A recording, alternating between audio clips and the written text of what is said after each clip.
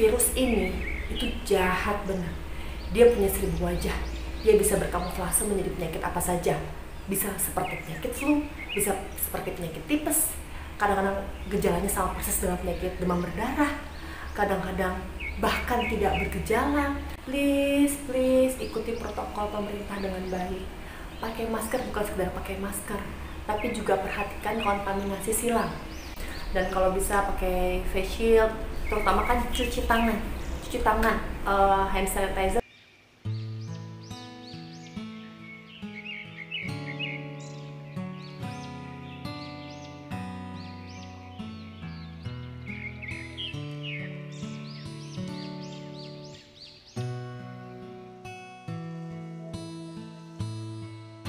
Bahwa pasti ada yang menjauh, tapi di sini juga banyak juga yang justru makin dekat gitu loh.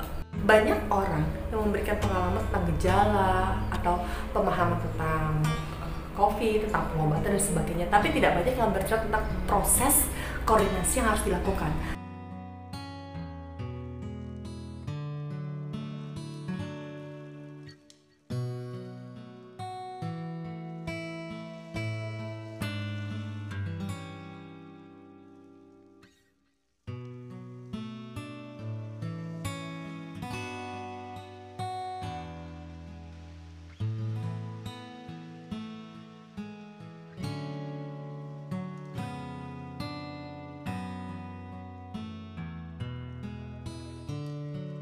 Yang kami rasakan, virus ini bukan hanya menyerang fisik kita, tapi juga psikis kita.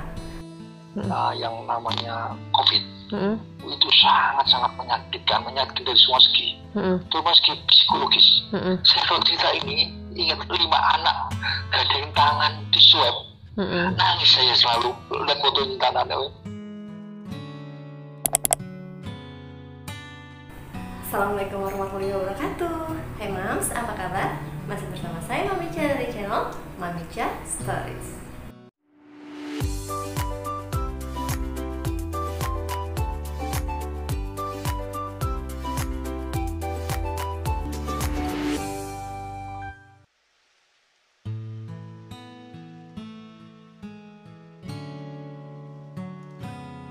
Hari ini adalah hari ke-15 kami isolasi mandiri dan hari ke-25 sejak gejala awal muncul pertama kali.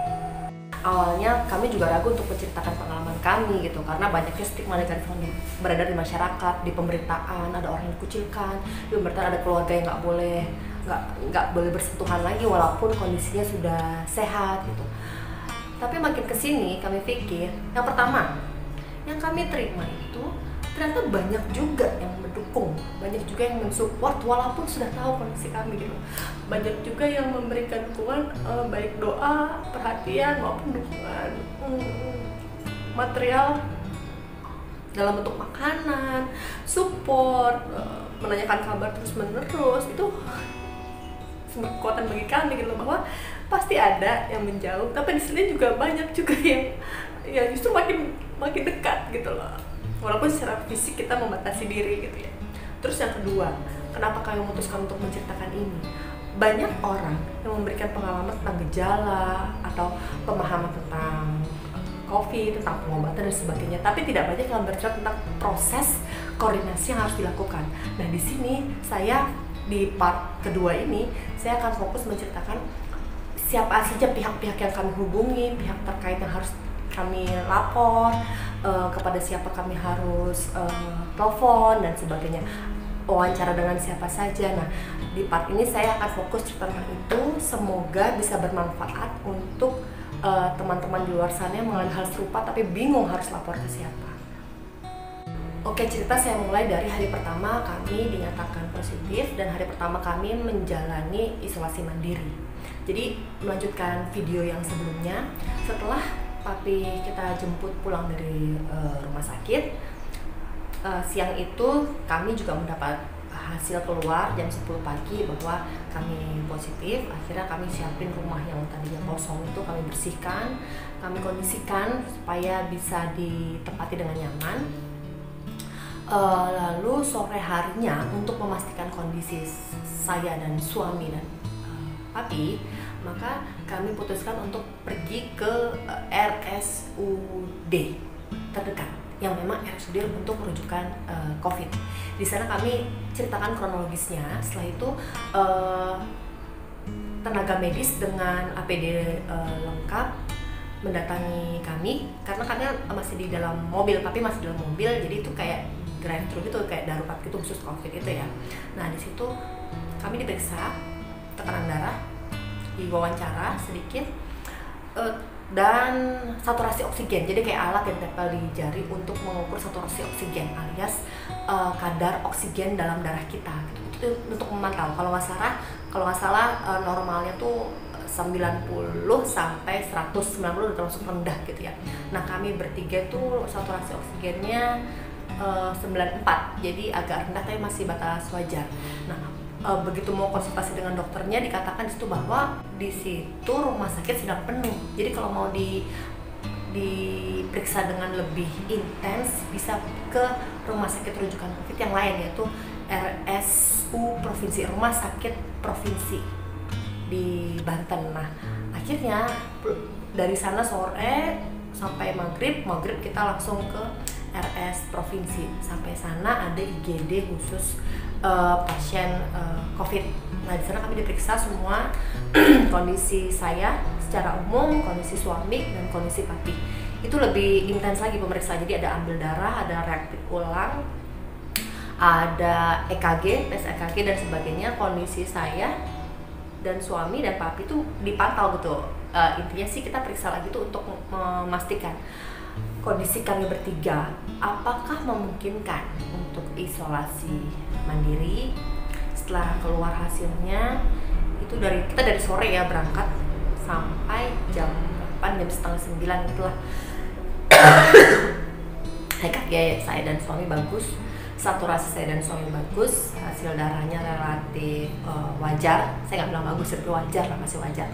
Akhirnya kami boleh untuk isolasi mandiri di rumah. Kami dibekali dengan obat vitamin harian setiap hari, Amsol kalau nggak salah, obat buat batuk, obat buat karena saya ada keluhan diare, obat buat diare, paracetamol. Nah pasti diperiksa kondisinya memang secara fisik lemes gitu maksudnya. Pusing juga masih, tapi saturasi oksigen relatif baik, EKG juga relatif baik, dan papi tidak ada riwayat sebelumnya kayak riwayat sakit jantung, diabetes mellitus dan sebagainya, penyakit berat. Itu alhamdulillah selama ini tidak ada riwayat itu, sehingga dibolehkan isolasi mandiri di rumah. Tapi untuk pengobatannya tidak mendapatkan obat pulang karena di rumah sakit yang sebelumnya yang di ruang isolasi itu dibekali dengan obat. Jadi kita diminta untuk melanjutkan obat yang sudah ada untuk papi ini. Nah dari sana rumah sakit menyatakan pulang dari sini lapor ke dinas terkait gitu loh. Tapi saya masih blank dinas terkait itu apa gitu kan.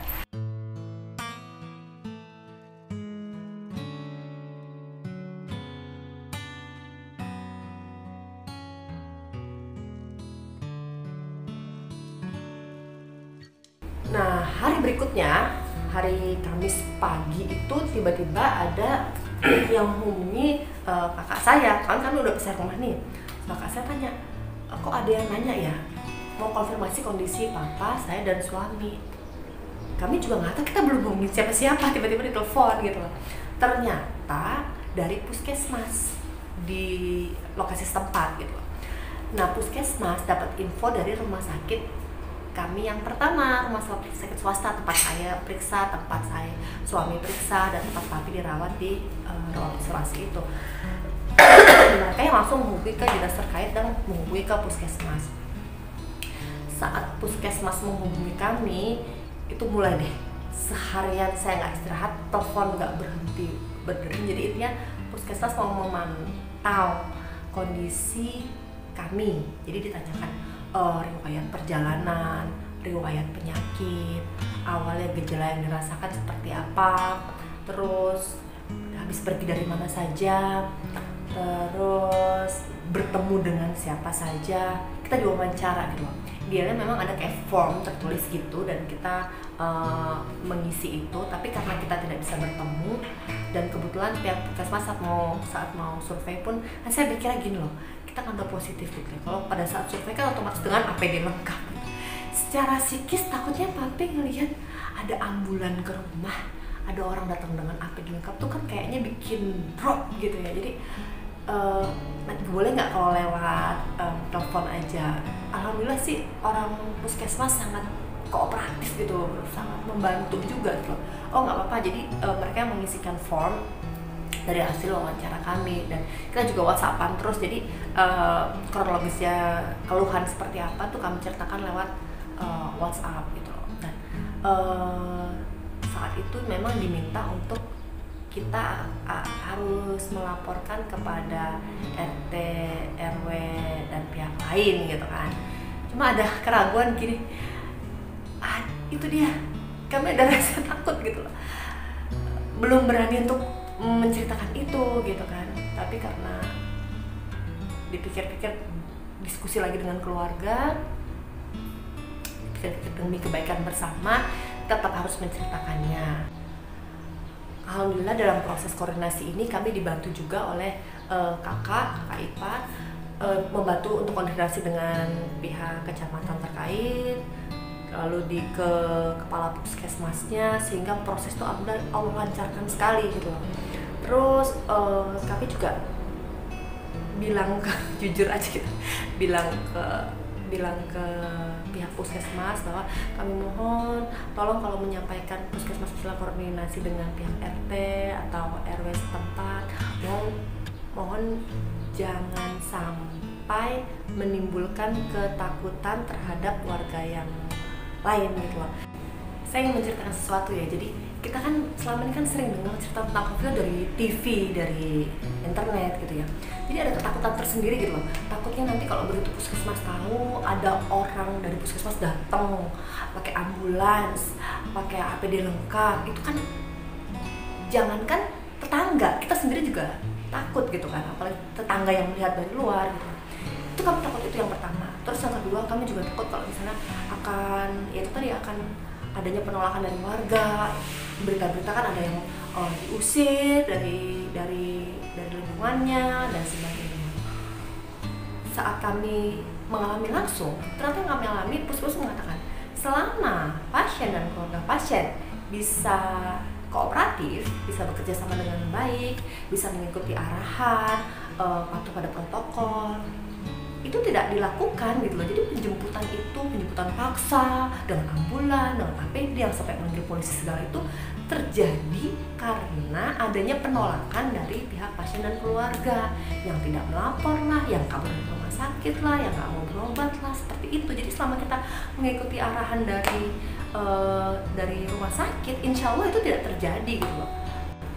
Ternyata ya nggak se menakutkan itu selama kita mengikuti prosedur secara benar gitu. Jadi puskesmas juga bilang, ibu nggak usah takut, sangat menenangkan sekali gitu ya. Insya Allah itu tidak akan terjadi. Kami melakukan penjemputan untuk pasien yang kabur misalnya, tapi selama pasien dan keluarga pasien mengikuti arahan, kita juga bisa kooperatif gitu. Artinya untuk wawancara bisa lewat telepon, untuk pemeriksaan swab bisa datang langsung ke puskesmas dengan protokol yang terjaga gitu. Terus untuk koordinasi juga nanti pada saat kita menyampaikan ke RT, ke RW, ke kader posyandu setempat dekat rumah ibu, kita juga akan menyampaikan bagaimana cara men-treat, bagaimana cara memperlakukan pasien, bagaimana cara memperlakukan keluarga pasien, bagaimana cara mensupport mereka gitu, akan kami sampaikan kepada RT dan RW. Jadi ibu nggak usah takut. Terus saya rasa ya Allah, alhamdulillah banget gitu. Jadi kadang ketakutan kita tuh ya karena media memang menyorotnya hal-hal yang negatif gitu. Ternyata di sisi lain tuh banyak hal positif gitu loh. Setelah kami alami pun dari sahabat-sahabat mami, dari warga itu yang ada malah mereka bahu-membahu untuk kirim suplai makanan dari waktu ke waktu, pagi, siang, sore, bahkan ya sampai saya terharu. Makanan itu ada yang dibikin bentuk bento khusus buat anak-anak, katanya ini kita bikin lucu supaya anak-anak paham makannya, jadi ada sayurannya biar kemakan semua. Itu terharu banget. Jadi singkat cerita, setelah Puskesmas mengetahui kondisi kami, Puskesmas berkoordinasi dengan RT, dengan RW, dengan Satgas Covid di lokasi rumah kami berada, dengan kader Posyandu, kader Puskesmas, itu buat koordinasi kaitannya apa yang harus ditindaklanjuti selanjutnya. Selanjutnya koordinasi dengan pihak kantor suami gitu. Jadi begitu suami mengabarkan informasi ini, kaitannya sama izin kan, otomatis izin nggak masuk selama masa karantina. Di sisi lain kantor juga dia butuh data untuk tracing, untuk memantau dengan siapa saja kontak terakhir kali gitu. Jadi terakhir masuk tanggal berapa, ketemu dengan siapa saja, pergi ke ruangan apa saja, itu kita untuk memantau siapa yang kontak erat, sehingga yang pernah bersentuhan di tanggal-tanggal tersebut dilakukan tes kepada karyawan itu gitu, rapid test kepada karyawan tersebut gitu. Jadi hari itu bener-bener 2 hari kayaknya, Kamis dan Jumat itu bener-bener kami itu full telepon sana sini, ditelepon sana sini gitu.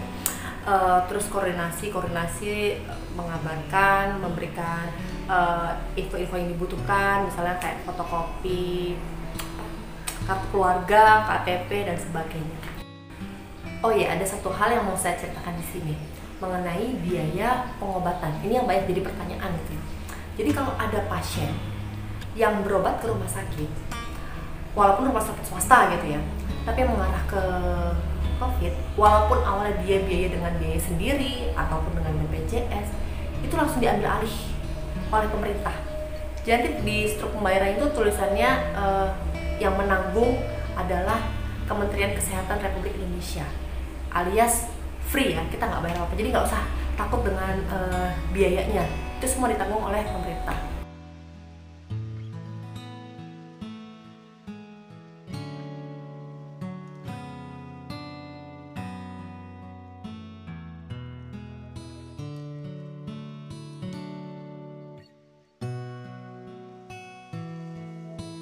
Termasuk pada saat kami kontrol ke RS provinsi, pemeriksaan EKG dan sebagainya, kami dibekali obat dan sebagainya, itu semua biaya ditanggung, kita nggak bayar sama sekali.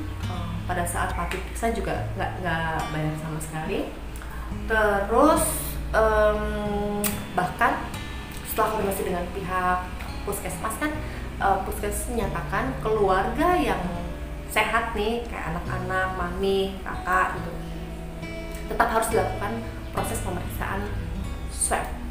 Jadi mereka semua nih bertujuh diperiksa di Puskesmas, itu semuanya ya free, ditanggung oleh pemerintah gitu loh. Nah setelah Puskesmas tahu kondisi kita, laporan sudah lengkap, Puskesmas juga koordinasi dengan RT, RW, Satgas setempat, dengan kader Posyandu, itu mulai disusun langkah gitu.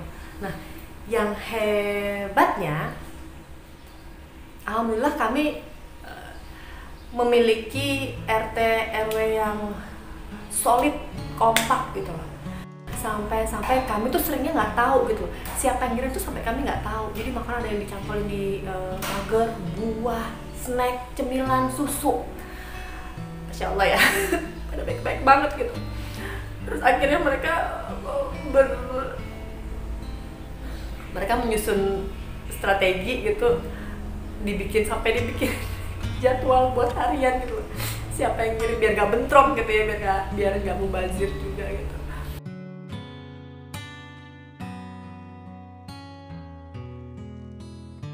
Untuk tetangga kita baik-baik semua, baik-baik semua tetangga kita, dari RT 1 sampai RT 5, RT 13 semua baik-baik.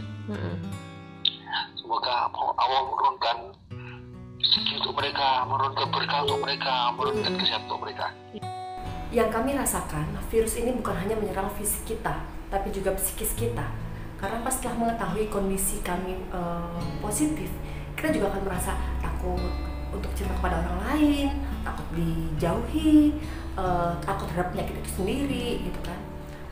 Kita juga khawatir bagaimana dengan anak-anak, apalagi kami harus terpisah dengan anak-anak dalam jangka waktu yang cukup lama.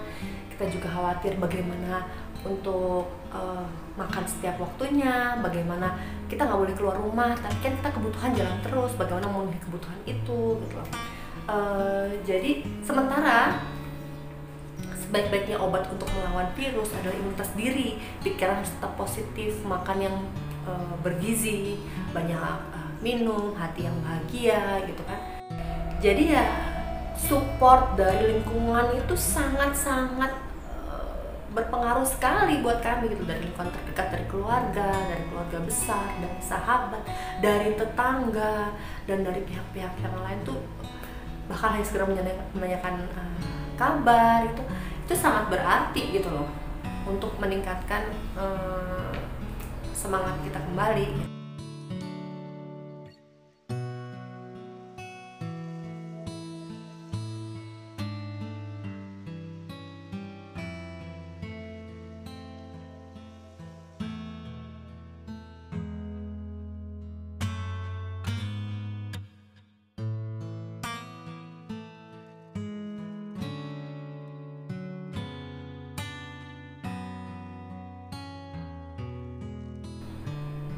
Kakak itu lagi dorong kursi roda papi, jemput papi dari ruangan, nggak ada suster yang mengantar, buka pintu semua sendiri, jadi semua dilakukan sendiri sambil dorong sambil bawa barang-barang, nggak ada yang berani bantuin, nggak sempat lagi, nggak boleh lagi pegang gitu. Ya papi lagi itu manggil Ica, kapan nengokin saya gitu.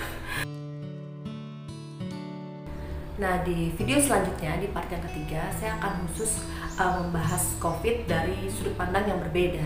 Dari sudut pandang kami sebagai pasien, kita akan menceritakan perjalanan mental kami dari hari ke hari menghadapi kondisi ini. Bagaimana rasa takut, kekhawatiran apa yang kami rasakan, rasa sedih, rasa kangen gitu, sampai pernah merasakan drop di titik terendah, bagaimana kami bangkit kembali, apa saja kami butuhkan, dukungan dari keluarga, dari sahabat, dari teman, dari tetangga, untuk membuka wawasan kita gitu ya. Oke, sekian cerita COVID kami kali ini, semoga bermanfaat. Kalau ada pertanyaan boleh komen di bawah ini. Untuk cerita selanjutnya jangan lupa subscribe channel Mami J Stories. Terima kasih sudah menonton. Video ini bisa dibagikan ke siapa saja yang sekiranya membutuhkan, kepada pasien COVID lain yang belum tahu harus berkoordinasi dengan siapa. Semoga bisa memberikan manfaat. Sampai jumpa di video selanjutnya. Wassalamualaikum warahmatullahi wabarakatuh. Jangan coba kita